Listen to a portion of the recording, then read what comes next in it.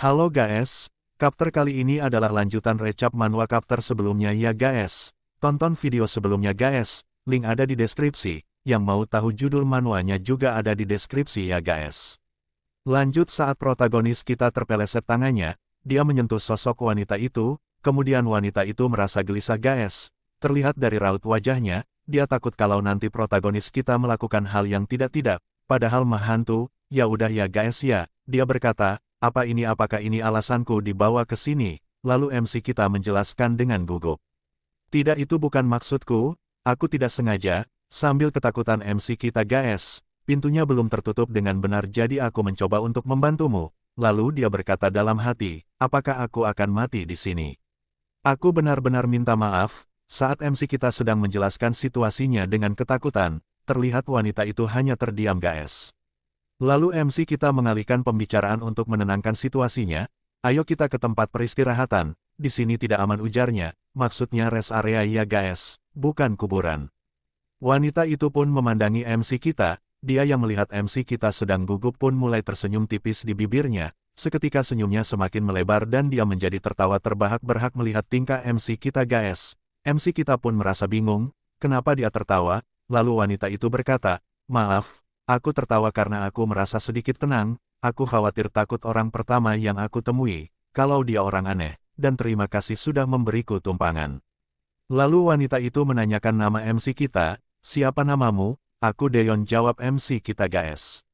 Lalu mereka pun pergi melanjutkan perjalanan menuju rest area, lalu wanita itu berkata kepada Daeyeon, sejujurnya setelah sekian lama aku hampir menyerah.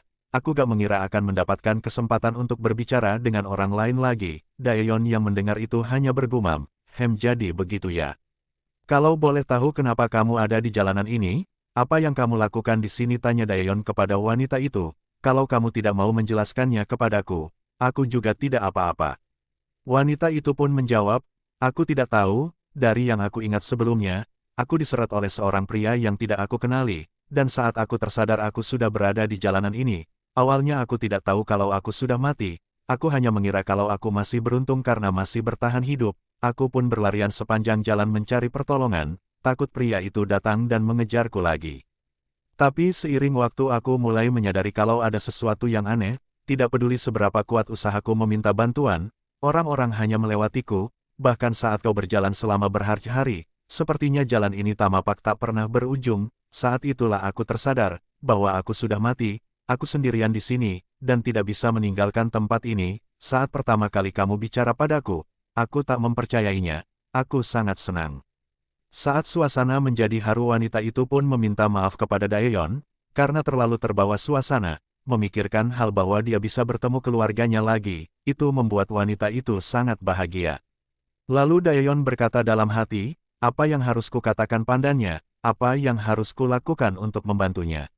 Kemudian terlihat matahari mulai muncul di kejauhan, malam yang tadinya gelap, mulai disinari cahaya redup. Daeyeon berkata, Haeyeon, nanti bagaimana kalau keluargamu tidak bisa melihatmu lagi?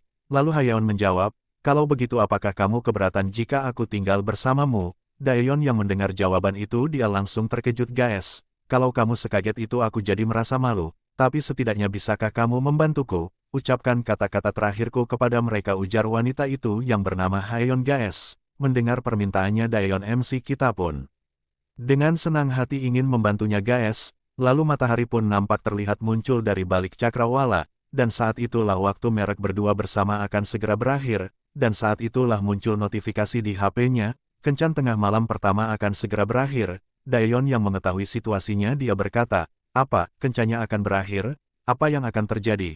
Lalu dia melihat ke arah Haeyeon, dan terlihat Haeyeon tubuhnya mulai memudar. Haeyeon yang menyadari dirinya akan menghilang dia berkata, aku minta maaf setelah semua yang kau lakukan untuk membantuku, tapi semuanya akan sia-sia, aku mendapatkan kesadaranku hanya di malam hari saja, aku ingin minta tolong padamu, walaupun ini permintaan yang egois tapi.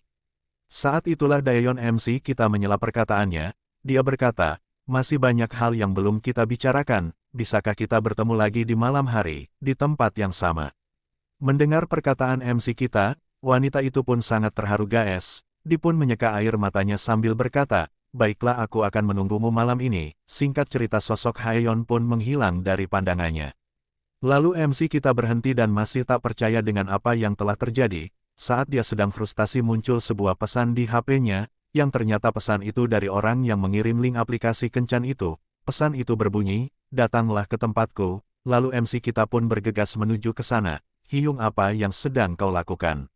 Saat dia tiba, dia langsung membuka pintu rumahnya yang ternyata tidak terkunci, dan saat dia masuk ke rumahnya dia tak menemukan siapa-siapa di dalam. Dia terkejut karena dia hanya menemukan brosur orang hilang yang tergeletak di meja, dan di dalam brosur itu ada brosur data diri Haeyeon yang sudah lama hilang dan sedang dalam masa pencarian. Demikian manhwa chapter kali ini berakhir guys. Jangan lupa like dan subscribe, tunggu chapter lanjutannya di channel ini guys.